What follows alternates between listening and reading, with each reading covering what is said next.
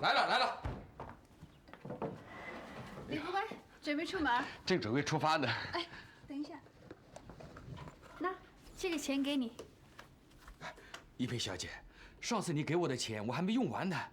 最近啊，我拉车拉的比较勤，收入还过得去。这钱……哎呀，你拿着吧。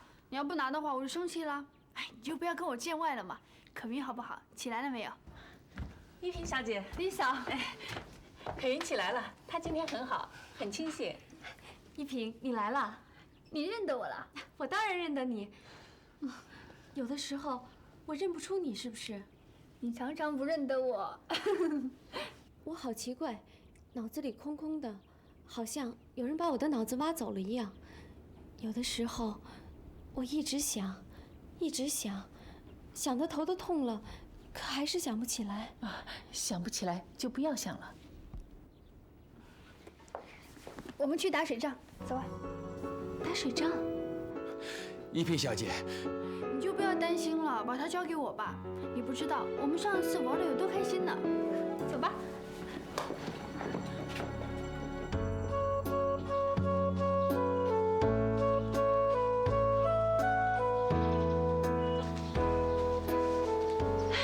可云，你还记得东北吗？还记得哈尔滨吗？哈尔滨？我们养了好多马，我们养了好多马，有追风，还有闪电，你都记得？是啊，爸爸最喜欢的2匹马，追风和闪电。那你还记得什么呢？都说出来吧。大家都去上学，我不能去，我要喂马、拴马、洗马。是吗？你很想去上学，但是你不能去，是不是？谁叫你背99乘法表的？你偷看大家上学，然后在一边偷偷的学，是不是？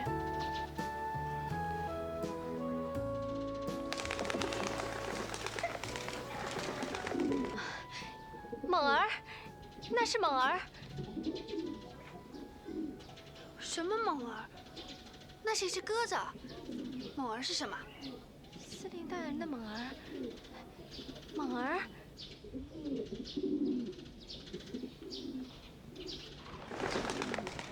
猛儿。哎，可云，可云，你去哪儿？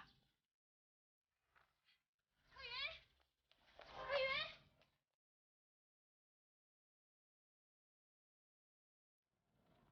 猛儿。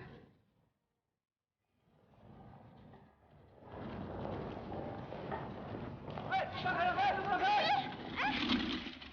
你看，猛儿就在那个高楼上，在那。可云，那不是猛儿，可云，猛儿。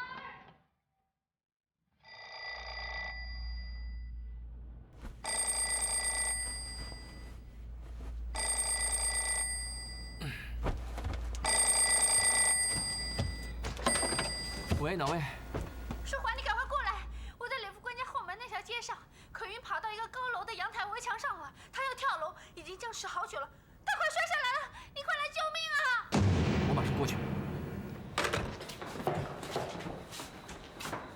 谁的电话？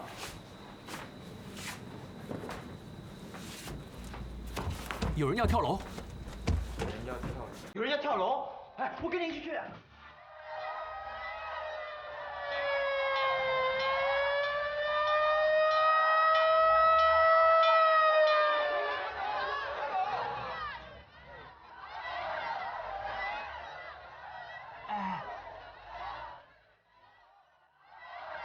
猛儿。猛儿。真是不得了，他怎么会上去的呢？这种镜头简直可遇而不可求啊！猛儿。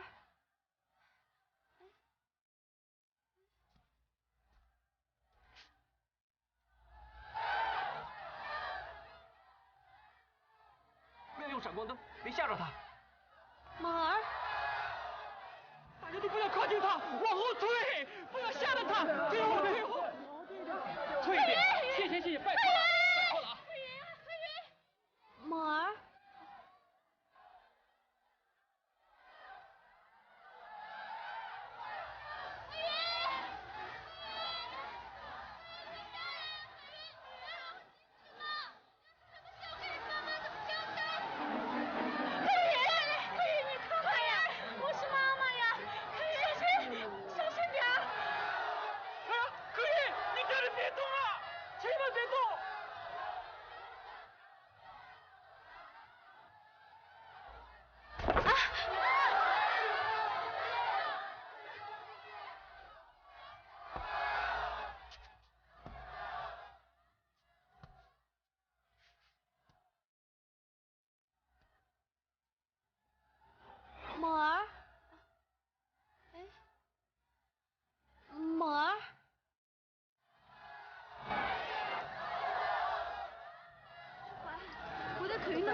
水，他看见一只鸽子就追鸽子去了。鸽子飞上高楼，他就追到高楼上来了。他跑那么快，我都追不上他。等我追到阳台，他已经上了围墙，那么高，我怕抓他，他摔下来啊。猛儿，舒缓，我去跟他心灵喊话。上次那个爱国青年闹着要切腹，也是我一片喊话把他唤醒了。这位小姐，你年纪轻轻的，不管受到什么刺激都不可以寻死啊！你看你妈急成这样，你爸也在这。如果你跳楼，你怎么对得起你的爸爸妈妈呢？你这么不孝，就算在皇权底下也不能安息的。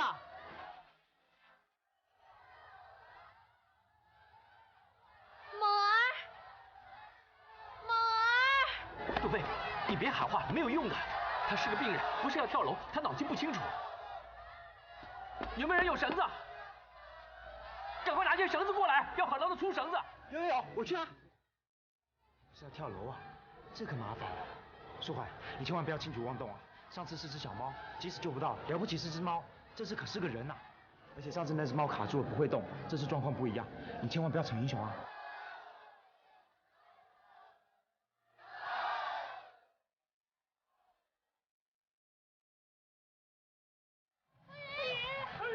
舒缓。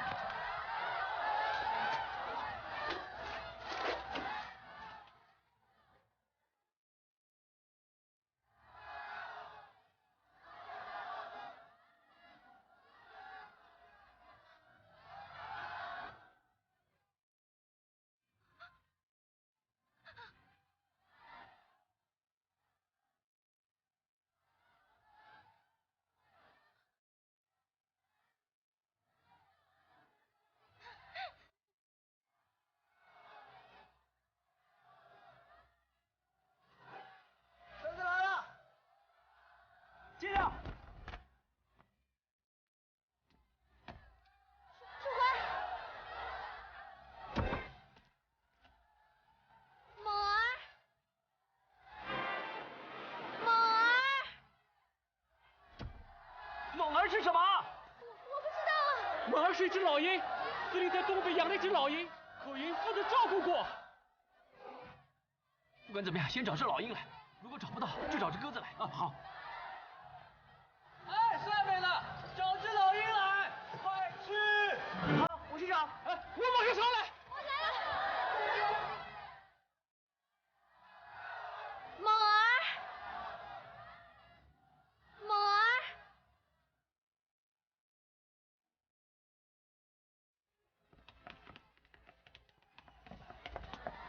安全网有用吗？这么高，没什么大用，人还是会受伤。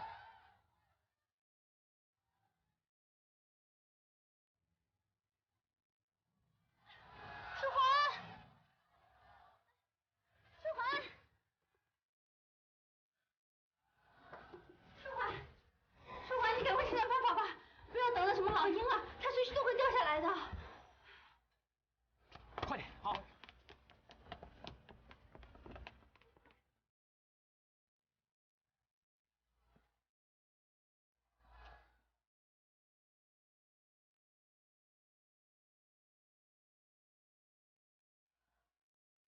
猛儿，猛儿，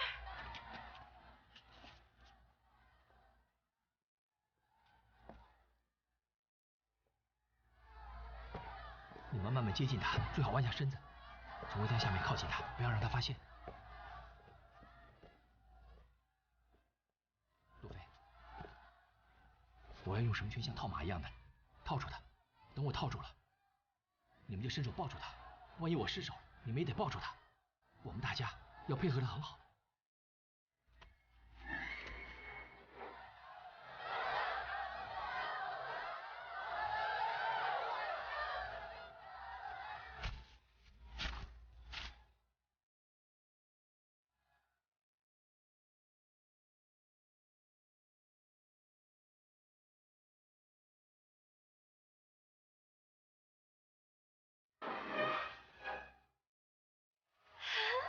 猛儿，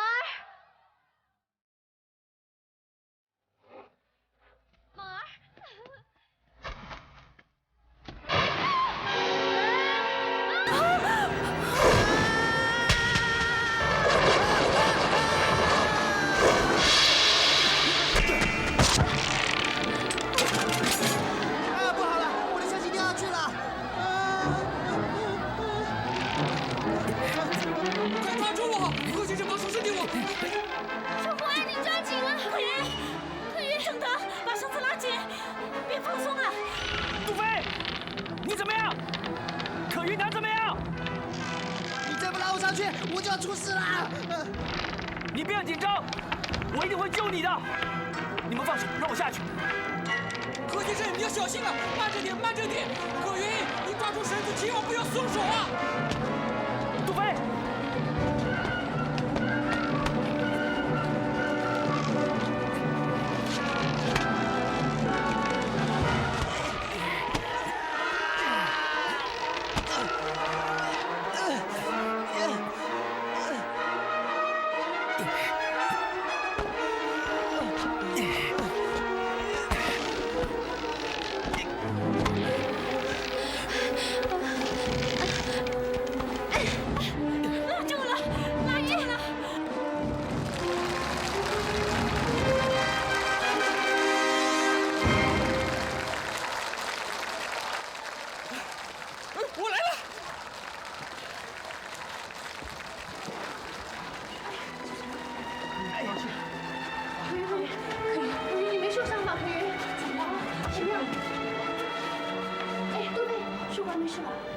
没事，杜飞，你怎么样？我还活着吧？我想你还活着。猫头鹰来了，找不到老鹰，找一只猫头鹰行不行？猛儿，不要笼子，谁把你关到笼子里去的？猛儿，谁把你关到笼子里去的？出去！哎，这动物园进来了，不能放啊！飞啊，飞啊，猛儿，去找司令大人！飞啊！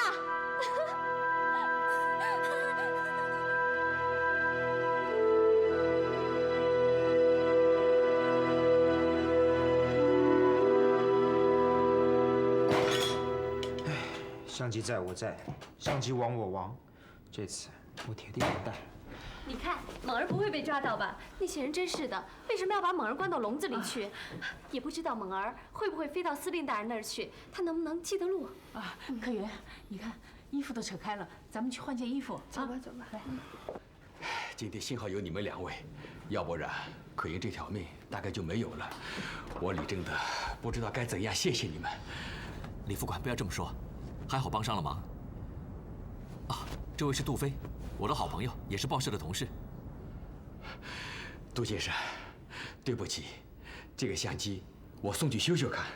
不用不用，我看这个相机是寿终正寝，修不好了。哎，一个相机算什么？砸了就砸了嘛，好在人没有受伤啊。哎，你们坐，我给你们倒茶去。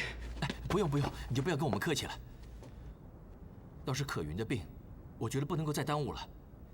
上次看医生看了个不了了之，实在是太不理智了。不如这样吧，我建议你们，还是陪可云再看一次，好吗？玉珍已经把情况都告诉我了。说实话，我们实在舍不得让可云住院。她离开我们，根本不能活。我好怕，住院的结果是越治越糟。那就不要住院呢。孟医生说，他需要了解可云整个的病情，还有得病的经过。或者，你们夫妇两个去跟孟医生彻底谈一谈。李副官，可云的病跟陆家有没有关系？一菲小姐，你这话是什么意思？你知道我的意思。我不明白。那么我问你，你们为什么会离开陆家呢？你对爸爸一直忠心耿耿，跟了他有30多年了。如果不是逼不得已，你们怎么会离他而去呢？是的，我会离开司令，的确是逼不得已。当年在东北的时候，提起黑豹陆振华，谁不竖几根大拇指？他在战场上的勇敢，让多少人敬佩。那时，他真是个了不起的英雄人物。能跟着司令，是我的造化。可是，英雄也会老啊。到了上海，他的威风、权势都过去了，他只能抽抽烟斗。偶尔，到马场溜干嘛？我太清楚司令的脾气，他在咬着牙忍受这种悲哀。唉，30年，我对司令的忠心哪里止30年？我一辈子都是司令的李副官。一萍小姐，如果不是为了九姨太，我怎么都不会在司令的晚年还离她而去。你不知道，搬到上海来之后，我们一家3口日子真的不好过呀。雪琪，你要冷静一点，别闹了。家里出了内贼，我为什么要冷静？难道让我做这点瞎子，看着别人把我们这个家吃得光光吗？李副官，可云，你们全给我出来！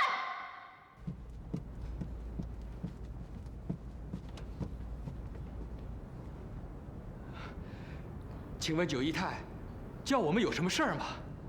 哼，什么事？你得问问你们家可云。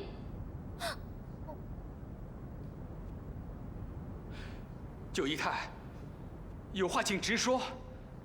是呀，九姨太，可云做了什么事儿让你这么生气啊？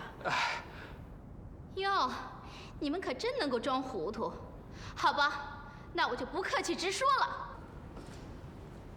我的房里少了一条珍珠项链，而我的房间都是可云在打扫的。昨儿我还看见呢，今儿一早就不见了。你们说这是怎么一回事情？请问九姨太，你这么说是什么意思？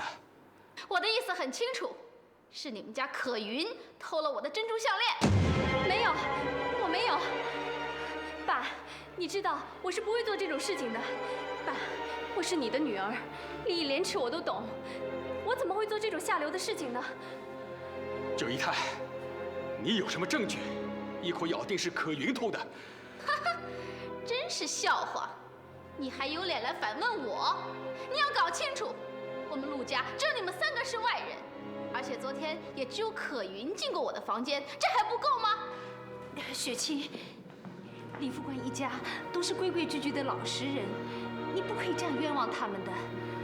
可云是乖巧的孩子，他不会做这种事情的。文佩，你怎么帮着外人说话？难道你和他们是一伙的吗？够了，九姨太，我们姓李的虽然是寄人篱下，但是骨气还在。我们不会做这种没出息的事儿。我们的房间在哪里，你也知道，你只管去搜吧。是啊，我们不怕你搜，我们绝对不会做任何对不起陆家的事。哼，你们一个个把我当傻瓜吗？这么值钱的珍珠项链拿了放到房间里面，这才奇怪呢。铁定是藏得稳稳当当的，要不然就拿出去卖了。做贼的嘛，这点本事还是有的。李副官，你要干什么？王雪琪，你再这么血口喷人，我就对你不客气。好啊，真是好啊！这2天趁老爷子不在家，你们这几个串通一气，联合起来欺负我一个人，我就不信你们敢拿我怎么样！雪琪，做人不能太过分了。李副官一家跟着我们几10年，一直忠心耿耿、任劳任怨，你不可以这样诬赖他们的。你可以不顾念他们对陆家的一片忠心，也该顾念人家的尊严呐。呸！什么尊严？一家3口死赖在我们陆家吃闲饭，见到值钱的东西就顺手牵羊，什么忠心耿耿，真是笑掉我的大牙！傅文佩，在陆家，你有什么资格来教训我？告诉你吧，老爷子早就看你碍眼了，要不是我替你们4个人挡着，你们早就扫地出门了。身在福中不知福，还做一些见不得人的事情，真是不要脸！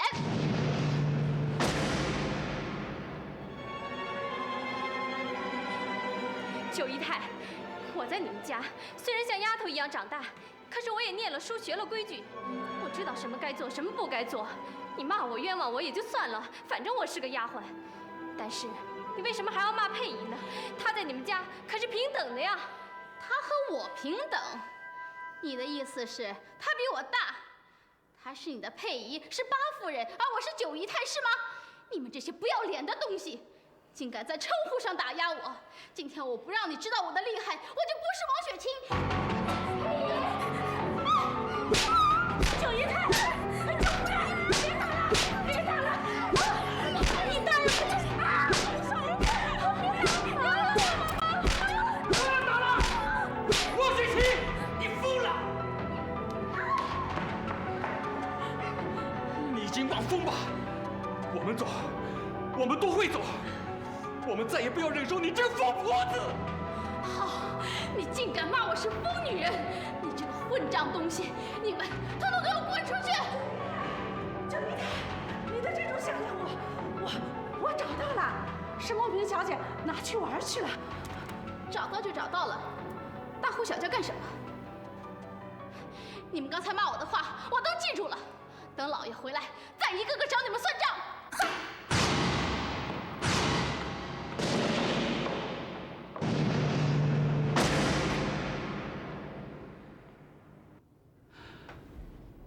一萍小姐，我是个直肠子，不会搬弄是非，这些都是实情。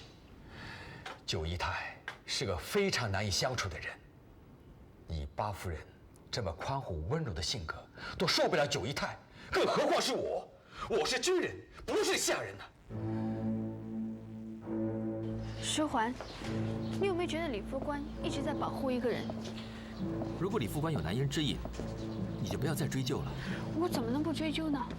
我觉得我已经被卷进一场暴风雨里了，包围着我的都是飞沙走石，打得我浑身都痛。哎，我看到可云那个样子，我知道有一个人应该为他负责任。可是我奇怪，李副官这样的个性，居然可以放着这个人，宁愿自己背负着这样的重担。喂，可云和李副官是怎么回事？我今天相机也砸了，命差点也送了。刚刚听故事听得也糊里糊涂的，我只知道李副官是陆伯伯的副官，让他弄得这么狼狈，怎么不找陆伯伯帮忙呢？是啊，就是这个问题。或者，李副官跟我一样的骄傲，等于被雪姨赶出陆家门，就再也不愿意回去了。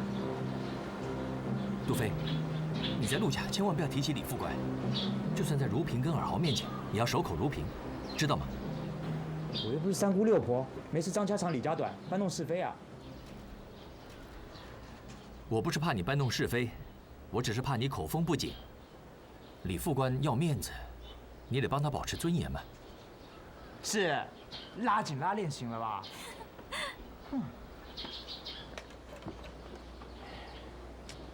那个陆伯母啊，哎，我说的是陆家那个陆伯母。我说是尔豪的妈。你说的是雪姨，陆家的九姨太。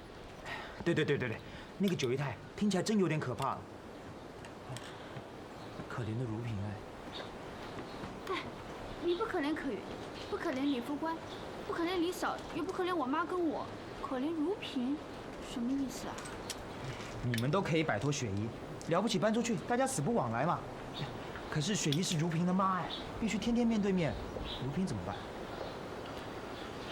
说的也是，要忍受这样的骂，说不定最可怜的人是如萍。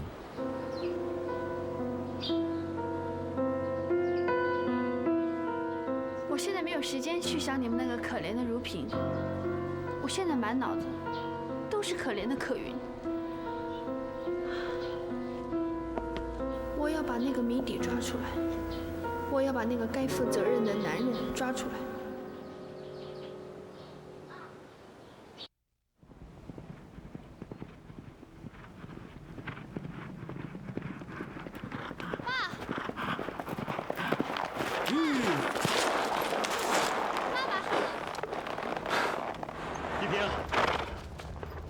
你怎么会跑到马场来？啊，我打电话回家，他们说你去马场了，所以我就过来找你了。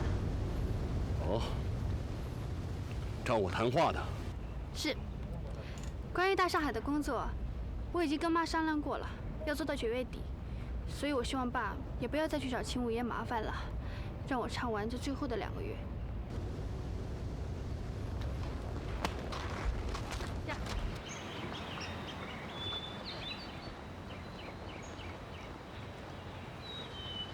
那么，我还是你的爸爸吗？我不是一路喊着爸爸过来的吗？好，我答应你，让你唱到9月底。到时候，你一定要离开那个大上海。一言为定啊！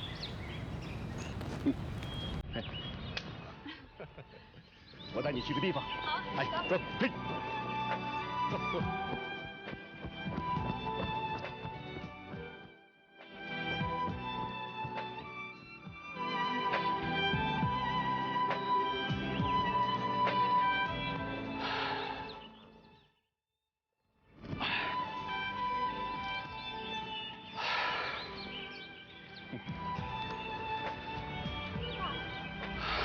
以前你在东北的时候，是不是养了很多匹马？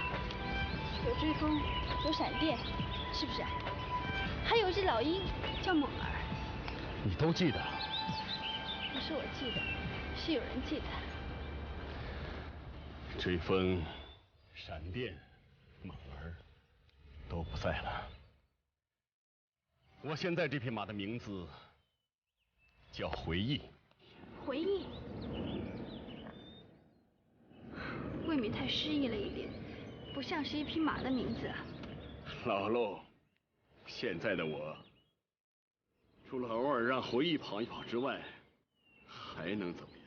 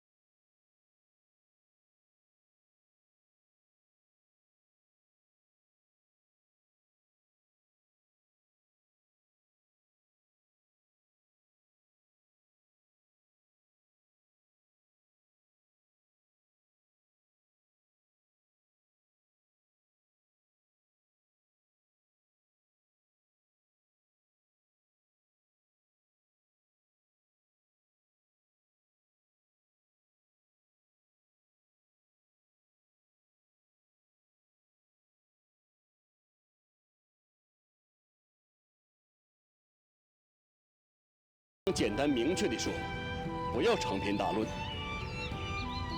可以，爸，我想问你一个问题：你自己认为你是一个好人还是一个坏人？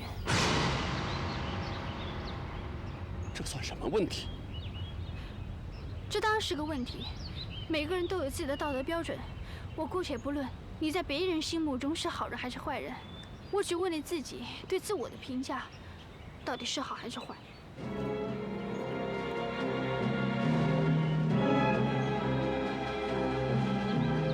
让我告诉你，这世界上没有绝对的好人，也没有绝对的坏人。再好的人也会做坏事，无论多坏的人，也有好的一面。用好坏2个字来评定一个人，是不公平的。那么在你心目中，连好坏的标准都没有吗？我是好人又怎么样？我是坏人又怎么样？那可以帮助我了解一些事情，也可以让我知道，被称为小豹子是一种恭维，还是一种讽刺。你太幼稚了。我是好人或是坏人，一点也帮助不了你解决你心理问题，因为你是我的女儿，不管你承认不承认，你逃脱不了这个命定的事实。如果我身上有坏人的记号，你身上也继承了这块胎记，你去都去不掉。爸，你的意思是？我的意思是，我从不认为自己是个好人。如果你想了解我的历史，那会把你的正义感全体吓跑。你说过，我的字典里没有让字。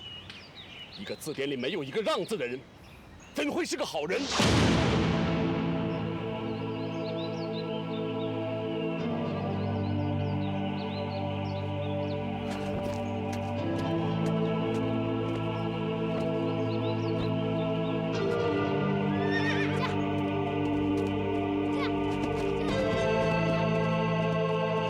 还要求他的爸爸是个好人。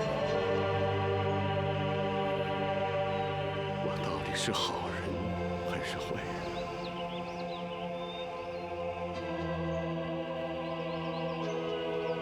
回忆，你告诉我，我是好人还是坏人？怎么活了一辈子，从来没有想过这个问题。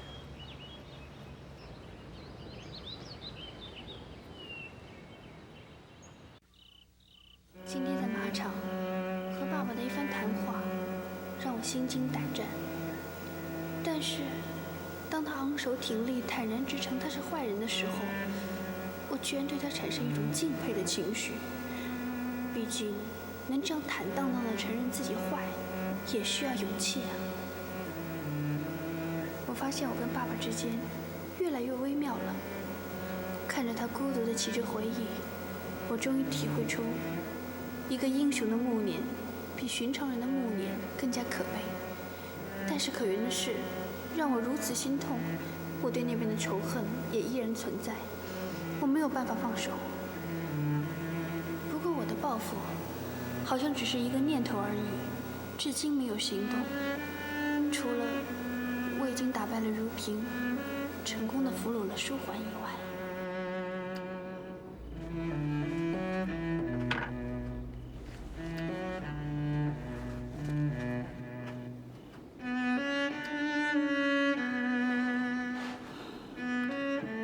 可云，你的故事我到底应不应该追查下去呢？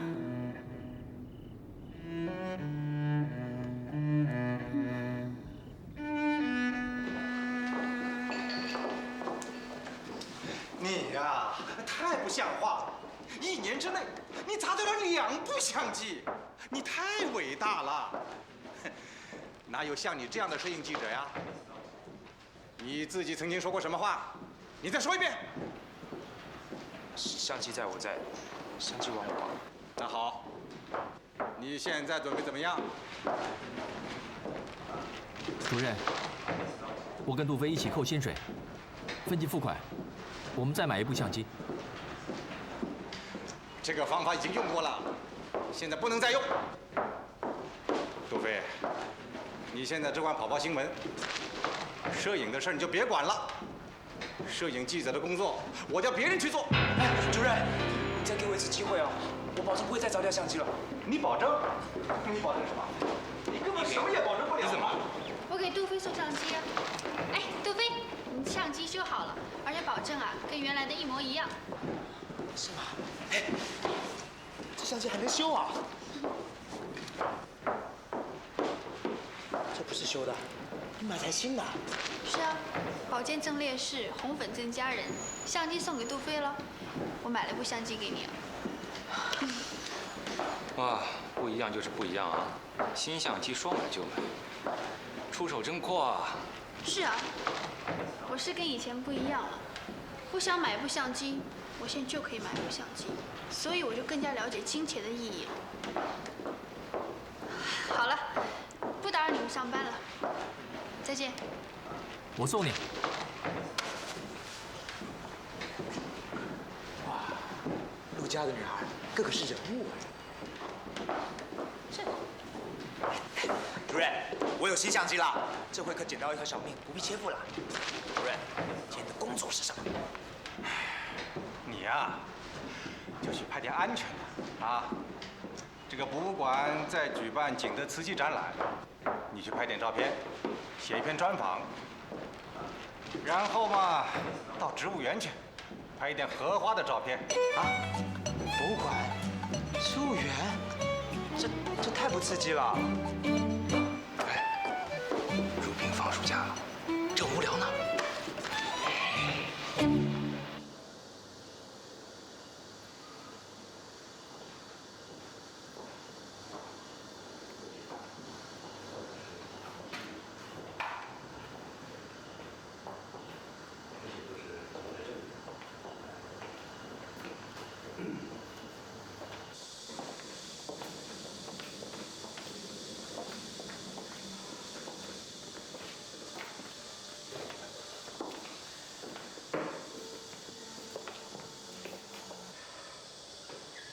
你可别小看了这个花瓶啊，它可不是普普通通的产品，它是个艺术品。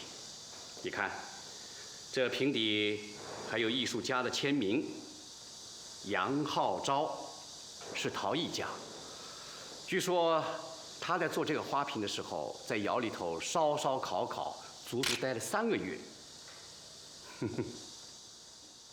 3个月做个花瓶啊，真有耐心啊！那个杨什么？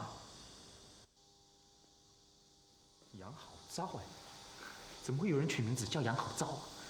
正经一点，我看叫杨吃草还好一点。主任，你去忙你的吧，我到处参观一下，拍一些照片，有问题的时候再来跟您请教。好，那好，杜先生，我就失陪了啊。好不容易把他打发了，一个个艺术家介绍给我，简直要我的命嘛！哎，你妈还有没有找你麻烦？有啊，这2天她正逼着我去相亲呢。那你做什么？相亲啊！她说有个年轻人，人品好，家世好，是个青年才俊，一定要我去跟人家吃饭。安排了下个星期周末在美乐莲餐厅吃西餐。啊，你就随他安排啊！现在是20世纪，你是圣约翰的高材生，现代女子走在时代尖端呢。你难道还要遵守什么父母之命，媒妁之言啊？赶快拒绝掉！哎，怎么拒绝嘛？我妈那个脾气你是知道的，如果我不去啊，会被她唠叨一辈子的。你不会跟她说你已经有男朋友了？虽然这个男朋友你当他是中性的，可是实际上他也是男性的。你先拿我当挡箭牌没有关系的，挡挡再说啊。哎，杜飞，你看那个绿色花瓶蛮好看的，拍张照吧。奇怪了，相亲，什么年代了还在搞这种花样？男女之间不相信交往感情，去相亲什么家世？相亲，有本领有才华的男孩子才不需要相亲呢，早就有对象了。那些需要相亲的男人，铁定是什么养好招牛好烂之类的。那个红的也不错啊。啊？你说哪个啊？就那个红的嘛。哎，小心那养好招。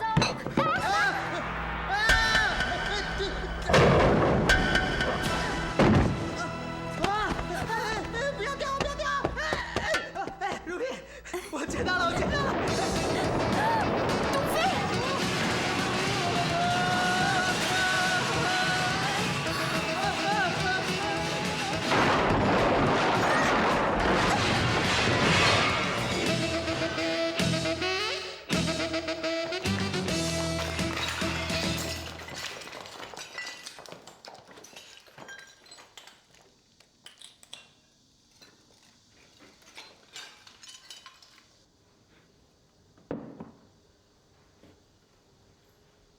还好，这个名家产品保留下来了。养好招的花瓶。阁下大名是？我姓杜，杜鹃往来的杜，单名一个飞字，飞来横祸的飞。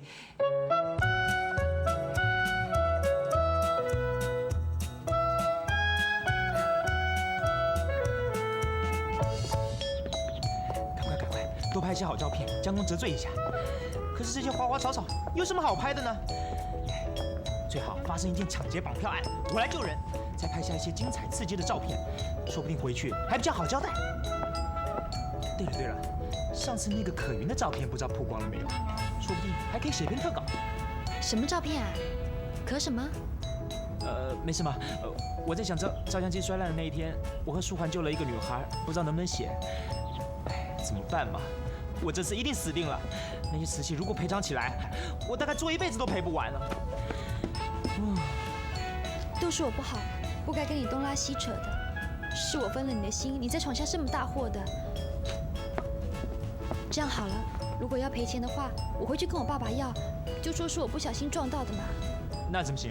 男子汉大丈夫，闯了祸要女生来扛，算什么好汉？我已经接受了一瓶的相机，再拿你的赔款，我一辈子都抬不起头来的。管他，要钱没有，要命一条喽。罗老太太说过一句话，只有上不去的天，没有过不了的河。还有一句啊，天塌下来还有地来接呢。说的是很好，可是塌下来的不是天，是瓷器呀，就是地接才麻烦了。地不接着，了不起只往下掉，这一接全碎了。救命啊！阿姨，快救救我！我爸爸要打死我！娃娃，你往哪里跑？出来！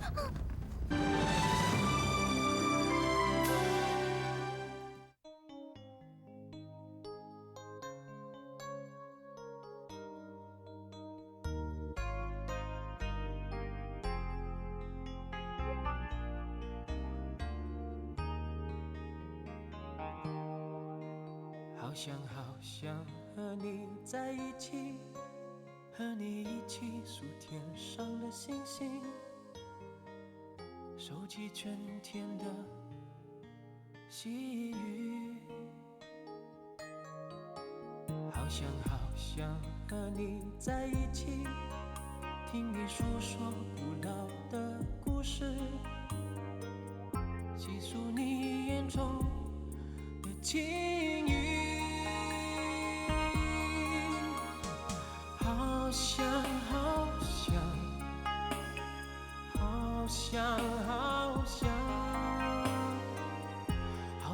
想和你在一起，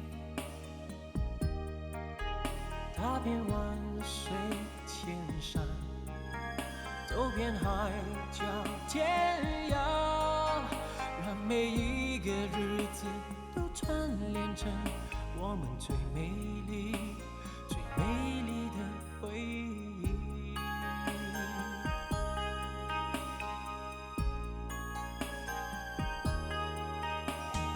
好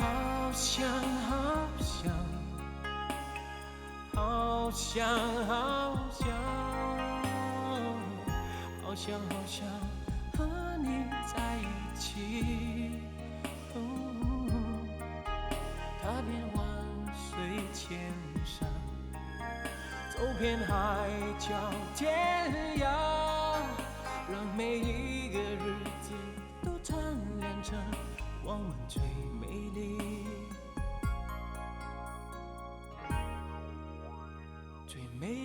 的回忆。